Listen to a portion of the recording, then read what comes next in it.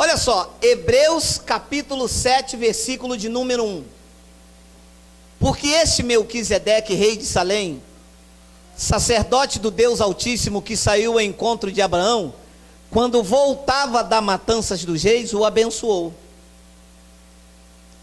Olha o que diz o versículo 2: para o qual também Abraão separou o dízimo de tudo.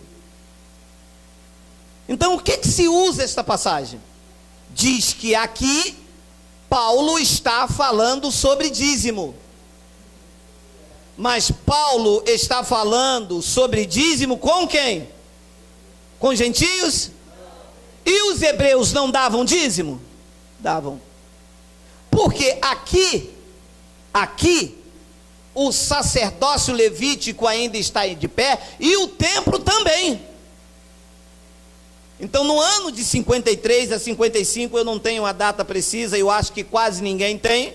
Neste tempo aqui ainda, as pessoas iam ao templo dar o dízimo com objetos cerimoniais, porque o templo lá em Jerusalém só foi derrubado no ano 70, cumprindo-se a profecia do profeta Daniel. Então olha o que Paulo diz: para o qual também Abraão separou o dízimo de tudo.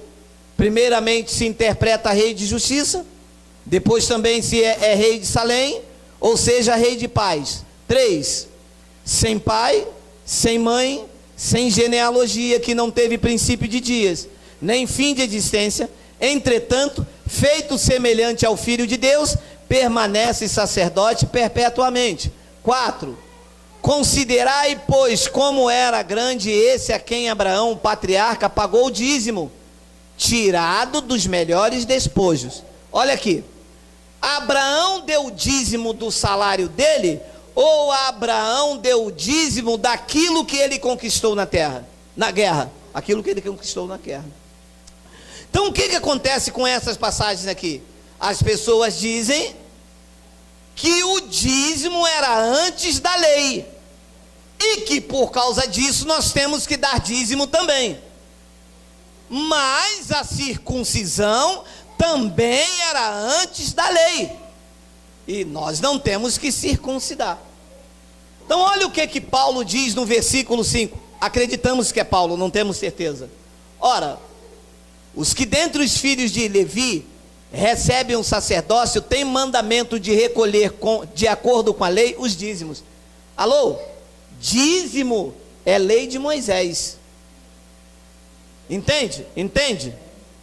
E quem recolhia dízimo era Levi, eram os homens da tribo de Levi. Para um pastor recolher dízimo, ele tem que ser da tribo de Levi. Então diz, os que dentre os filhos de Levi recebem o dízimo, ora, os que dentre os filhos de Levi recebem o sacerdócio, tem mandamento de recolher de acordo com a lei os dízimos do povo, ou seja, dos seus irmãos, embora tenha esse descendido de Abraão. 6, entretanto, aquele cuja genealogia não se inclui entre eles, recebeu dízimo de Abraão, e abençoou o que tinha as promessas. Evidentemente, é fora de qualquer dúvida que o inferior é abençoado pelo superior. 8, olha aqui, preste atenção, para que você entenda a palavra. Aliás, está continuando o escritor, aqui são homens mortais os que recebem dízimo. Aqui aonde? Aqui no Sarapuí? Aqui que ele se reporta é aonde? Lá no ano 53, no templo. Não é aqui, dentro da igreja ou dentro de qualquer lugar. Aliás, diz o escritor de Hebreus, aqui são homens mortais o que recebem dízimo. Porém ali aonde? Ali com o encontro de Abraão, diz aquele de que se testifica de quem vive. Então lê isto até aqui e diz assim, está vendo? Tem que dar dízimo. E param aqui. Mas deixe eu lhe dizer uma coisa, a conversa não parou, o assunto não parou. Quando você lê uma carta, você não pode ler uma carta pela metade, você tem que ler a carta toda. Como é que alguém vai ler um trecho de uma carta e vai tirar uma conclusão? Tem que ler tudo. Então, para que eu entenda o que está escrito aqui, eu tenho que ler tudo. Porque não parou aqui. Olha o que diz o 9. E por assim dizer, também Levi, que recebe dízimo, pagou-os na pessoa de quem? Look for me. O que Abraão estava fazendo? Estava representando o povo da graça de Deus ou estava representando o sacerdócio levítico? Então Abraão não é exemplo para que eu dê dízimo. Abraão estava representando a tribo de Levi. Por assim dizer, também Levi, que recebe dízimos, Levi pagou na pessoa de Abraão. Levi não tinha levantado ainda, não tinha nascido. Quem estava nascido? Abraão. O que Melquisedeque fez? Levi não está aqui? Você vai representar o Levi. Toma aqui esse dízimo. É o que Paulo diz no versículo de número 10. Porque ele só lê até o 8. Porque aquele quem? Levi, ainda não tinha sido gerado por seu pai, quando Melquisedeque saiu ao encontro de Abraão, deste. Então, como Levi não tinha sido gerado ainda, Melquisedeque pré-anunciou o evangelho da lei, da circuncisão, a Abraão, pedindo que Abraão desse o dízimo a ele, representando a pessoa de Levi. Mas deixe-lhe dizer, o assunto não terminou. Qual é o plano de fundo do argumento aqui? Dízimo. Entende? O plano de fundo desse capítulo aqui é dízimo. Não está se falando de outra coisa. Está se falando do dízimo de Abraão. Entende? Vamos ler o versículo 11. Porque o assunto não acabou. Se, portanto, a perfeição houvera sido mediante o sacerdócio levítico, pois nele baseado o povo recebeu a lei, e Abraão estava representando ele, que necessidade haveria ainda de que se levantasse outro sacerdote, segundo a ordem de Melquisedeque, e não fosse contado segundo a ordem de Arão? 12. Pois quando se muda o sacerdócio, necessariamente há também mudança de lei. Meu amado, mudou o sacerdócio. Não é mais o sacerdócio levítico para recolher dízimos, porque os dízimos eram impostos que deveriam ser pagos. E Cristo pagou toda a dívida por nós na cruz. Ora, meu amado, você tem um carro. É mês de IPVA, é IPVA mesmo, né? Quanto o seu carro tem que te pagar para você pagar o IPVA? Quanto? Oi? Nada. Por quê? Porque o proprietário é você. Quanto o seu carro tem que te dar para botar 4 pneus novos? Diga, nada. Por quê? Porque o proprietário é você. Quanto que você tem que dar a Deus? Nada. Por quê? Porque o proprietário é Ele. Você é propriedade exclusiva de Deus. Ele te comprou, você não tem que pagar nada. Eu vou pagar o dízimo. Mas por que pagar o dízimo? Eu estou com dívida? Meu amado, você tem uma dívida de 50 mil reais.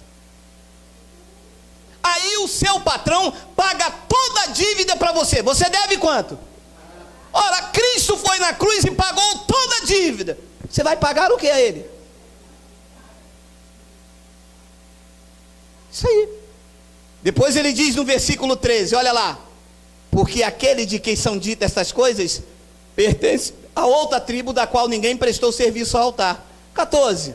Pois é evidente que o nosso Senhor procedeu de Judá, tribo a qual Moisés nunca atribuiu o sacerdote. 15. E isto é ainda muito mais evidente quanto à semelhança de Melquisedeque, se levanta outro sacerdote. 16, constituído não conforme a lei de mandamento carnal, mas segundo o poder de vida indissolúvel. 17, porquanto se testifica, tu és sacerdote para sempre, segundo a ordem de Melquisedeque. Estamos ainda no mesmo contexto. O plano de fundo disso aqui é o dízimo de Abraão a Melquisedeque. E que Abraão estava representando o sacerdócio levítico. Não estava representando a graça de Deus. Bradem agora. Versículo 18. Portanto, diga portanto. Por um lado se revoga a anterior ordenança. De que ordenança estamos se falando? Do dízimo? Foi revogado ou não foi? Mas eles não leem até aqui. Portanto, por um lado se revoga a anterior ordenança. O dízimo era uma ordenança, meu amado. E foi revogada. Por quem? Por Cristo. Por que o dízimo foi porque a ordenança que se está tratando aqui é do dízimo. Lembra? Não está falando de jejum, não está falando de Páscoa, está falando do dízimo. A ordenança que se trata, o capítulo 7, é o dízimo de Abraão. E ele diz, portanto, por um lado, se revoga a anterior ordenança por causa de sua fraqueza e inutilidade. 19, eu chamo de bomba. Pois a lei nunca aperfeiçoou coisa alguma, e por outro lado, se introduz esperança superior, pelo qual nós chegamos a Deus.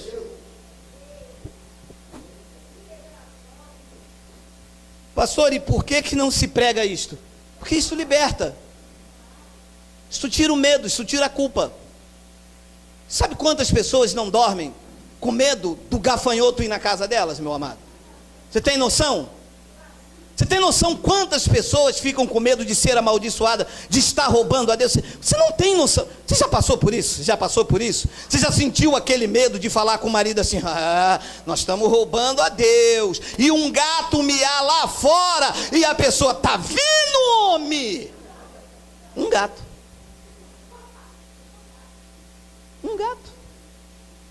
Por causa do medo, do pânico que é gerado na mente das pessoas. Meu amado, você foi comprado. Você imagina eu querer beber uma água lá na minha geladeira e falar para a minha geladeira, você tem que me dar um dinheiro porque a água está quente. Eu comprei a geladeira, meu amado. Cristo comprou você, você é propriedade exclusiva dele. Quem tem que manter você em dia, a exemplo do seu carro, quem tem que manter o carro em dia, legalizado, é quem? É o carro ou é você? Você que é o proprietário. Quem tem que manter você em dia, meu amado, é quem te comprou.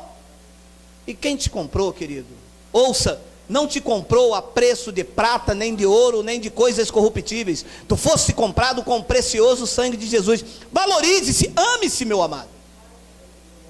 As pessoas ficam debaixo de ameaça, gostam de acusação. E essas verdades aí ocultas, você vê, que eles não leem tudo, leem até onde convém. Mas volta o 18. Volta o 18, Wagner.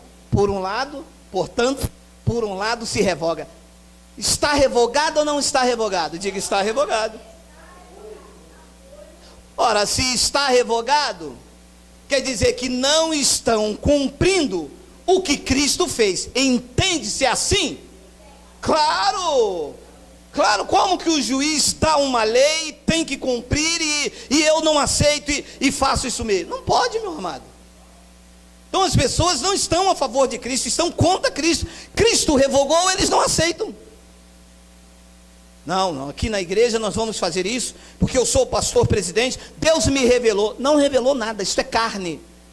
A revelação de Deus para o homem está aqui. Não tem mais revelação, a revelação já foi dada, meu amado.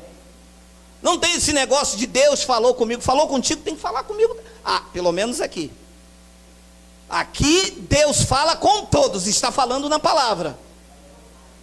Deus não pode falar uma coisa comigo, falar outra com ele, outra com ele. Que Deus é esse? De dupla personalidade, de duplo caráter? O que Deus fala com todos. Está aí falando na palavra. Diz que ele revogou a anterior ordenança. E de que ordenança se trata? Dízimo. Você recebe isso, meu amado? Glória a Deus, glória a Deus. Nós temos louvor.